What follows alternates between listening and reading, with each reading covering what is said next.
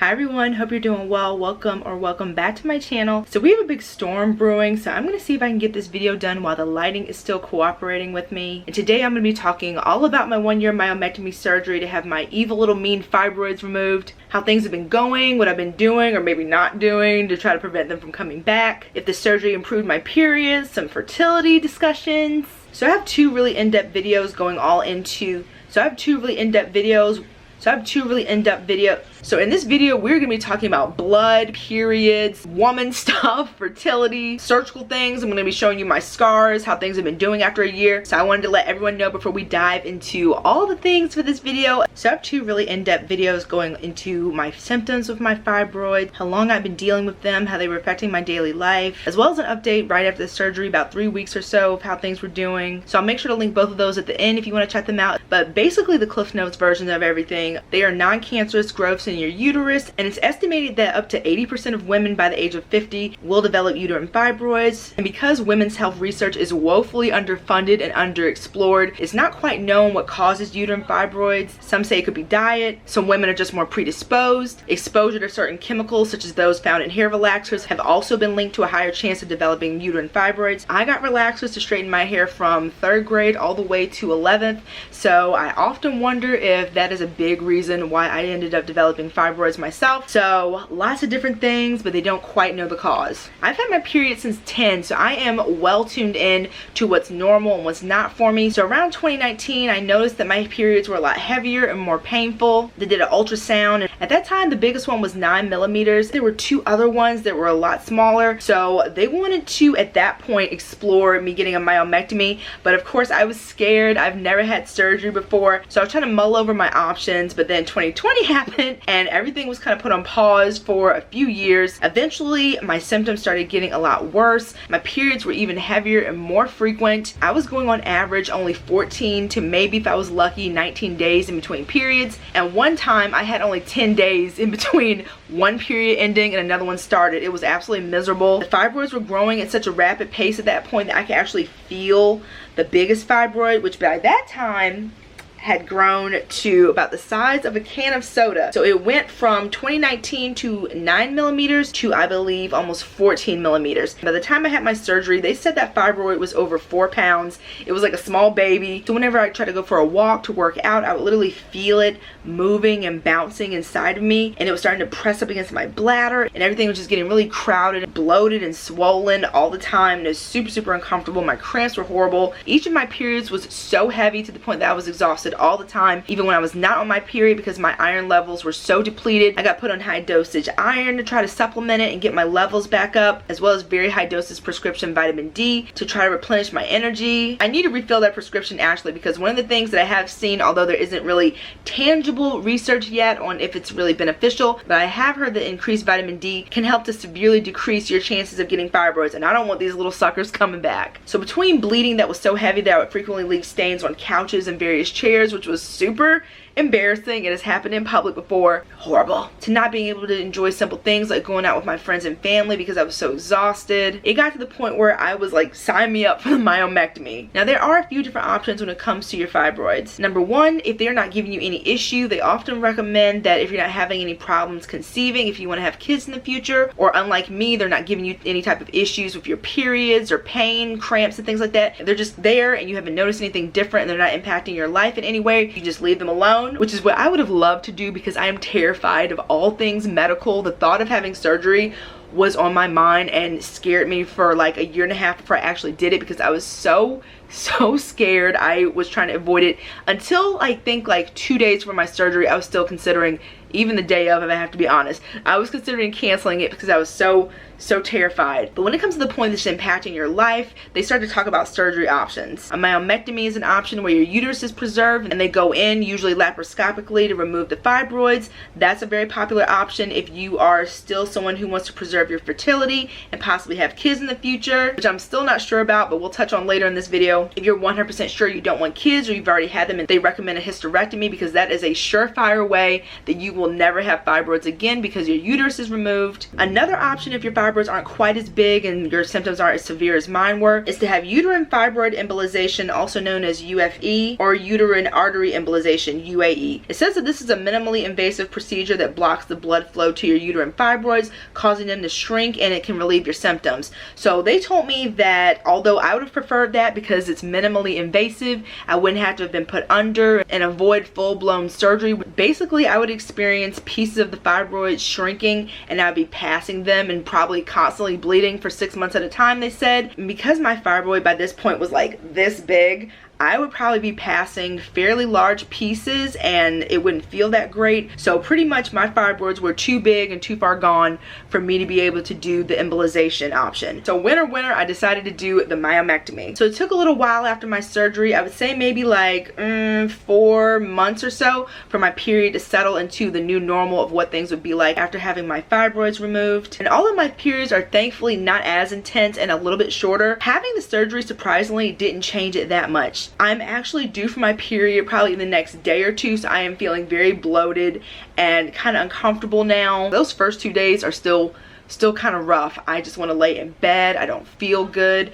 and the bleeding is still pretty heavy. But around day 3 things start to improve, and whereas my period when I had the fibroids and things were really bad could last anywhere from 7 to 10 days, now my periods are only maybe to day 5 or 6 on average. We don't get into those double-digit days anymore, thank goodness. And I think things have settled on every 19 to 21 days in between my periods, which I would love to go even longer. When my periods first started and for like a decade after, I think my periods would be consistent. Like I could plan it to the day every 28 days. So I would have 28 days without a period and then 7 days and then repeat the whole thing. But now about 21 days is the average, which is not too bad considering how things were before. Although I don't have as much issues with bleeding heavily to the point where I'm like scared to go somewhere without something under me. I still have to do the double and sometimes triple up method during those first 2 days. So usually the first few days of my period when I had the fibroids at their gnarliest, I would do a super plus tampon plus a pad plus period underwear, and it was still soaked through. It was bad, which is why I was on that iron supplement and I was so exhausted all the time. Speaking of exhaustion, I am still very tired all the time. I probably need to be better about my overall health, like eating habits, exercising, supplements. I could work on a lot of different things. I am going through a big move, as I've mentioned to a lot of you guys who watch my other videos. My sleep schedule has always been really bad as well, so all those things together, perfect storm. I'm still tired all the time, but it has improved a bit since my surgery. I made a video about the Always brand overnight disposable underwear, these little guys. My light is doing a lot of things right now. The good thing about these is that they are disposable. They're basically like a pull-up diaper. You just pull them on before you go to sleep, or you can wear them out and about too. I've done that before and haven't worried about it looking bulky underneath like my leggings or my jeans or anything. They of course are not cute in any way, shape, or form, but they do the job pretty well. I will say that they don't work as well as when I first started using these, which is why I made a video about them, because I was so excited to share the awesomeness of these. I would say that I do have some leaking on the bed sometimes. Although I'm not like a very like wild sleeper, somehow they readjust overnight and don't cover where they need to cover. But if you turn it inside out, pretty much the whole area is covered with, oh, there's a weird bug that just flew in here. Go away! The good lighting comes with a cost. All the bugs think they have an invitation to come in here. I had a wasp that was like ½ an inch from coming into my house yesterday. It was bad. This theoretically is supposed to catch everything while you sleep. Somehow, some way, that little bit is where I have the leakage. This is the last one that I have, so I don't plan to repurchase these in the future because they're also very tight around my thighs, which kind of cuts off my circulation a bit and makes them not super comfortable at night. And again, they didn't do that before, so I don't know if I've just gotten a little bit extra thigh going on now, or if they've changed design a little bit, who knows. So now my go-to period must-haves, especially for those first 2 days, are usually a super plus tampon, a super overnight pad of some sort, and if the flow is on the level of like The Shining or something, then I will also use these period underwear that I really like. They're from Thanks for All. They are leak-proof period underwear. They give you all-day absorbency for up to 12 hours. It says that it holds fluid of up to 12 regular tampons, up to 3 regular pads, and up to 3 menstrual cups. So everyone is different. So a lot of people may be able to get away with just these for the first days of their period, but for me, this is like a backup. This is like insurance for in case those other two things fail, the super tampon, the super pad. These are like a catch-all to hopefully prevent anything from going anywhere it doesn't need to. Around day 4, I feel comfortable wearing just these at night. And I've even worn these when I'm not on my period because they're very well made and they're super comfortable. And like, I don't know, there's like a hug feeling from wearing these. You feel very supported and the material's super soft and they're just really comfortable. So this is what they look like. They have different styles as well. These are the briefs. I think they also come in like bikini and other different sizes and styles. Here they are in all their glory. They just look like regular old underwear. Here's the back. And of course the absorbency pad is sewn and made right into the middle there. Nice thick elastic that isn't too thick to be uncomfortable. I mentioned in my video last year right after the surgery that I was very concerned about scarring. So this is a progression of what I looked like right after having my surgery. I was very bruised up. It was super painful, and how things started to improve little by little. This is 11 days post-surgery. Here's that bruise I was telling you guys about. The little steri strips that are over my incisions. My tummy was still very bruised and uncomfortable at this point. Not a good time. This is around 18 days post-surgery. The bruising is starting to fade, especially the one that was on my rib cage here. Much better. You can barely see it at that point. My scars themselves are not quite as raised as they were when I first took the bandages off. Still a lot of pain in this area around this point, and finally some of the adhesive from the bandages was finally starting to come off too. My belly button was looking a little Frankenstein-y, but you know, I was like, let me just trust the process, And then that last incision on the side here. And I'm so happy that tape is finally off, you guys. It was getting on my nerves and it hurt whenever I tried to get it off in the shower. Here's what my tummy looks like 24 days post-surgery. There's been a huge decrease in the constant bloated look that I had prior to having the fibroids removed. Here's how the healing is going. My 2 incisions right here. Before, I had this giant bruise. I think when I updated you guys about 2 weeks ago, that's gone. I have like maybe a little light bruising around each one, but overall it looks much better. My belly button where I had another incision. A little light bruising still here. And my last incision on the side here.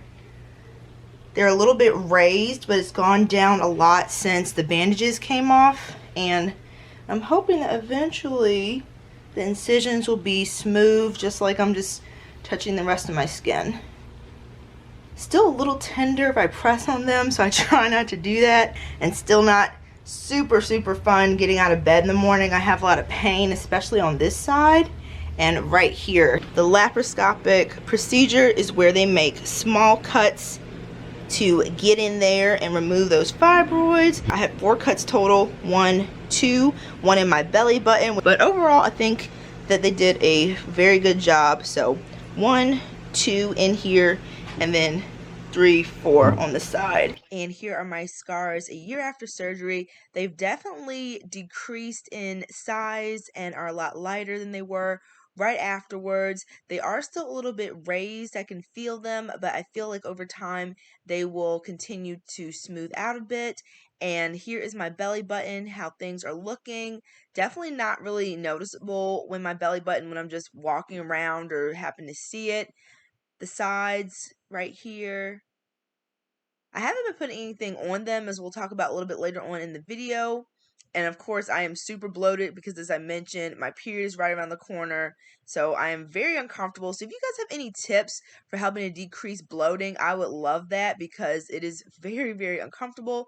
But overall, the scarring has definitely improved over time, which I'm really happy about.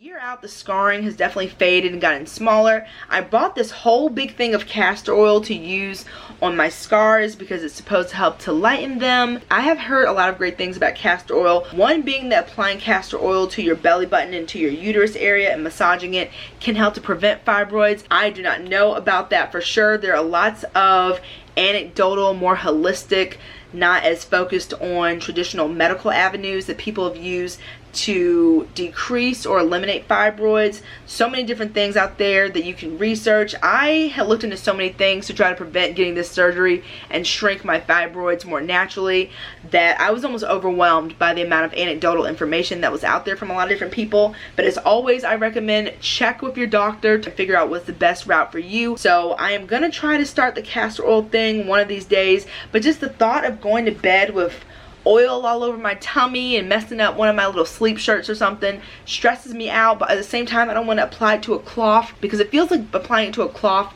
is just going to absorb the oil anyway and all the benefits. So I want to find a way to put it on my stomach, not have it get on my shirt, but also not have a cloth there. And I've got this big thing of castor oil that I was supposed to be putting on my scars, and I asked for a few different people's recommendation of what I can use to help decrease the appearance of the scars as well, but they felt so strange to me and so foreign since they've never been there before, and kind of sensitive to the touch for a while after the surgery. They hurt for a bit as well, but they were also a little sensitive. I just didn't want to touch them at all really, except for like bathing in the shower. So I ended up applying nothing to my scars. So if I had taken people's suggestions, maybe they'd be even less noticeable now a year later than they are. So everything with the healing was going well until about maybe 3-4 months ago. I noticed that the same area where the biggest fibroid was, the soccer ball, I noticed that I was starting to get pain in that same exact area more frequently around my periods, but I would notice it even when my period was nowhere on the horizon. So of course I started to get worried that my fibroids were growing back, because that is always a possibility. If you have a uterus, even if you've had your fibroids removed, they can grow back. And I've even had people in my comment section tell me that they've had 2 myomectomies and the fibroids grew back a 3rd time. So that is terrifying. I do not want to ever go through that or any other surgery if I can help it in the future. So they did an ultrasound on me about 3 weeks ago, and the girl that did my ultrasound was super sweet, and she told me that based on what she was seeing, she didn't think I had anything to worry about. It didn't look like the fibroids were growing back, but I have an appointment with my gynecologist next month where she'll go over the results with me and kind of let me know. But so far, let me find some wood to knock on. So far, it seems like the fibroids have not grown back. So I don't know what the mystery pain is. I guess we'll talk about that at my appointment. Overall, I need to do better with my health in general, so maybe a few other things will fall into place then. But it seems like for now, and hopefully forever, I'm in the clear with the fibroids. Now, we kind of touched on the prevention of fibroids, but there's so much conflicting information out there and nowhere near enough research into fibroids. And as we mentioned at the top of this video, women's health in general is severely underfunded. So fibroids are still a bit of a mystery. I asked my surgeon at my follow-up after the surgery what I could do to help prevent them, if I could make any diet changes. Some people said less meat, less dairy, both things I absolutely love, but they say more plant-based is the way to go when it comes to decreasing your chances of fibroids. But then someone else told me in my comment section that they are a lifelong vegetarian and they still got fibroids. So it's so who knows. So my surgeon told me there's really no research on changing your diet or exercise being factors of helping to decrease your chances of having fibroids, but those things can't hurt when it comes to your overall health. And speaking of doctors, ever since I had this surgery, they have just been talking to me about babies anytime that I go in to see them. In fact, I mentioned last year in my update video after the surgery that one of the first things my doctor said to me was that if you want kids, I would suggest waiting at least until 6 months after your surgery. I was like, I don't know if I want kids in general. But because of my age, that is a big factor to why they are just pushing the baby question on me all the time, as if I'm not asking myself that on a pretty much daily basis. A lot of people who do want kids notice that they have a much easier time conceiving after those fibroids are not in the way and everything can function properly. And my current gynecologist, who is super nice, one of the first things she asked me was, so do you want babies? They pretty much told me that without the fibroids, I should have a much easier time if I do want them in the future. But because I'm considered as being advanced maternal age, they are like, the clock is ticking. Like, if you want them, you need to start now, basically. So if you're someone that's considering if you like to have kids, or you know for sure that you would in the future, and you have fibroids and you're concerned that they have been a hindrance to that process, getting a myomectomy, getting those fibroids removed can be a big help if you want to have a baby. I, on the other hand, am still contemplating that very, very serious question for myself, but I don't have a lot of time to decide, as I'm reminded all the time. So I think that's pretty much everything when it comes to my year update after having my myomectomy surgery. I'm happy I did it, although I was so terrified to get this surgery done. I do feel better overall. I think that there are a lot of things in my hands that I can do to improve my health to feel even better, so that's something that I need to work on. When I work out and just go on walks, I feel a lot better. My boyfriend and I love to visit national parks, and I know that last year, right before my surgery, we went and I had a horrible time. I was in so much pain, and when we were at one national park, I was walking and I went to the bathroom, and I swear a piece of a fibroid came out, you guys. It was so scary. So things were like right there, and my poor organs felt like they were just being smooshed and taken over by the fibroids. So it feels really good to have more space in general in my body. So yeah, it was the right choice for me. I hope to never go through that surgery or any other, as I mentioned again, because no thank you. I will let you guys know in the future if anything changes. Deciding to get any surgery is a tough decision. So I hope this update video and the others that I have can be helpful if you are thinking about getting a myomectomy or just want to learn more about fibroids in general and what some of your options can be. Thank you all so much for watching, and I will see you in the next video. Bye!